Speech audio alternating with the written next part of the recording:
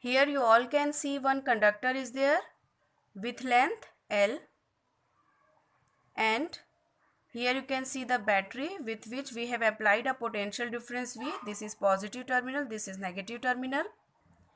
Because of this potential difference, one field E is produced here. Okay, and here you can see these electrons. Electrons starts moving from negative terminal to positive terminal. Okay, this is positive terminal. So the electric field set up in the conductor E equals to V upon L. Give it equation number 1. The force experienced by free electron F equals to Q into E equals to minus EE. Here Q is the charge, and because we are now discussing about electron, an electron is having negative charge, so that's why in place of Q we have put minus E here. So acceleration produced because of this field is A equals to F upon M. From the formula of force we know F equals to ma, so A equals to F upon M. So acceleration produced in electron is minus EE upon M, where minus sign is only showing one thing, that this acceleration is in the opposite direction of field E.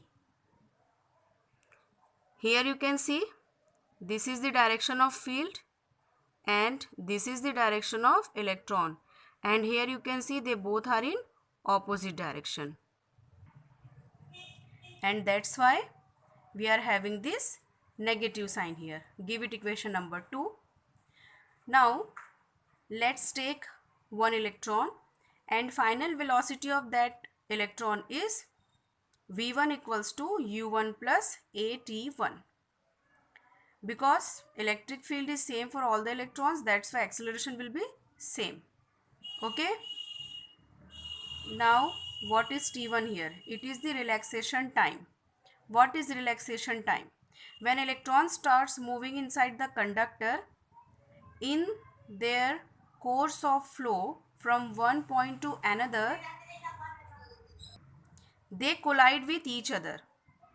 So the time of two successive collision, okay, the time interval between two successive collision is called relaxation time. In this relaxation time, the electron moves freely. Okay. Suppose electron collides with one particle, and then it starts moving. Then again it collides with second particle. So between these two collision, electron flows for some interval of time. That time is called relaxation time, given by T here. Similarly, for other electrons, V2 equals to U2 plus AT2. Similarly, suppose if n number of electrons are present in conductor, we have Vn equals to Un plus Atn here.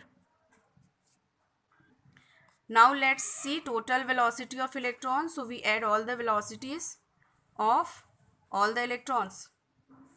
So U1 plus U2 plus Un plus AT1 plus AT2 to ATN.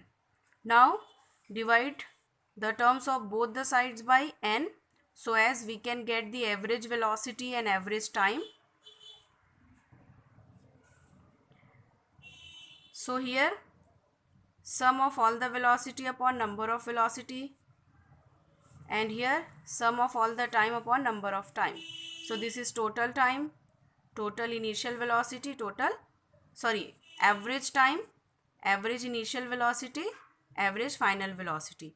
So average final velocity is called drift velocity, so it can be written as Vd.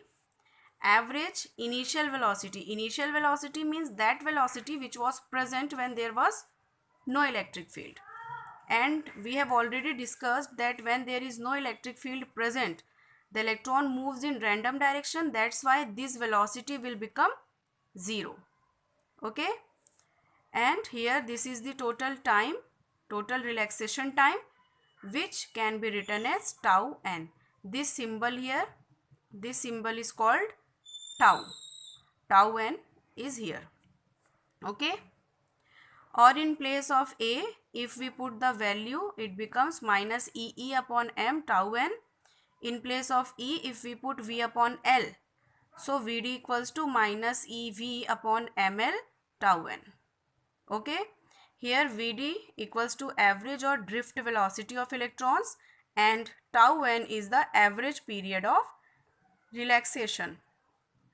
These equations, students, these equations are very important.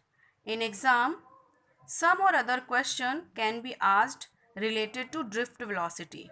So you have to remember these two equations very well. Okay. Now let's move to another topic related to drift velocity. It is the relation between electric current and drift velocity. Here in diagram you can see one conductor is there of length L, cross section area A and current I. Okay. Here Vd equals to drift velocity of free electrons, I equals to current flowing through conductor, small n equals to number of free electrons per unit volume in the conductor. Okay. So what will be the total number of free electron? Total number of free electron capital N equals to small n, that is number of free electron per unit volume into cross sectional area into length. This will be the total number of free electron. Give it equation number 4. So what will be total free charge? Q equals to NE. When we put the value of N, it becomes NALE. Then total time equals to distance upon velocity. So here distance is L. Distance means the length of conductor. For that distance only the electron has to travel. So the distance is L upon velocity Vd. Then we know current I equals to dq upon dt.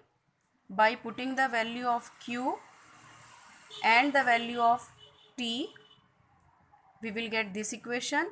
L will be cancelled and we get this equation. I equals to NAEVD. From this equation, it is very clear that I is directly proportional to Vd. That means more the drift velocity of electrons, more will be the amount of current flowing through the conductor. And from this equation it is clear that drift velocity is directly proportional to electric field. So that means if we apply more electric field, there will be more drift velocity.